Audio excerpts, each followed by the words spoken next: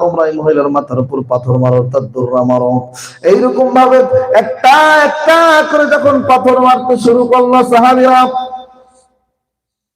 হঠাৎ করে একজন নাবালেগ সাহাবী একটা পাথর নিয়ে যখন মহিলার মাথায় মারলেন, মাথায় মারার পরে তার মাথা থেকে ফেনকি দিয়ে রক্ত বের হচ্ছিলেন। যখন পাথর মারার পরে রক্তটা ছিটে এসে তার জুব্বা মুবারকে পড়লেন, এইবার সাহাবী ডাক দিয়ে বলতেছে, আস্তাগফিরুল্লাহ, লা হাওলা ওয়ালা কুওয়াতা ইল্লা বিল্লাহ। একজন পাপী বান্দির, একজন জেনাকারিনী বান্দির রক্ত আমার শরীরে এসে পড়েছে, আমি এই জুব্বাটা কোথায় রাখবো? নবী আমার ডাকতে বললেন, সাহাবী, তোমার জুব্বা মুবারকে যেই মহিলা রক্ত পড়েছে, তুমি কি জানো ওই মহিলাকে? তুমি যদি জানতা তাহলে এই কথা আর বলতা না। আমার বন্ধুগণ, আমার বাবাজির একটু খেয়াল করে শোনেন।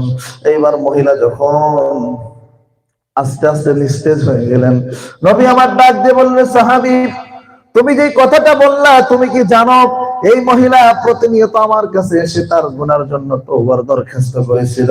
আমি খেয়াল করে দেখেছি, আল্লাহ আমাকে জানিয়ে দিয়েছেন এই মহিলা আল্লাহর কাছে এত দামি তওবা করেছেন, যে দামি তওবা করার কারণে তার অন্তর থেকে যদি এক টুকরা তওবা এই মদিনায় ওলাতে দেওয়া যায়, এই মক্কা মদিনায় যদি ভাগ করে দেওয়া যায়, আমার আল্লাহ রাব্বুল আলামিন প্রত্যেকটা মুশরিক কাফেরদেরকে জান্নাতি বানিয়ে দিবে।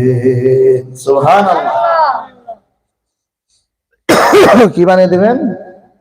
জান্নাতি। যে মহিলা এমন ভাবে তওবা করেছিল, তওবা করার কারণে আল্লাহ তাআলা তার তওবা এতটাই কবুল করে নিয়েছেন যে তার তওবা যদি এই মক্কাতে মদিনাতে এক টুকরা ভাগ করে দেওয়া হয়, প্রত্যেকটা মুশরিক মুসলমানে পরিণত হয়ে যাবে। বলুন সুবহানাল্লাহ।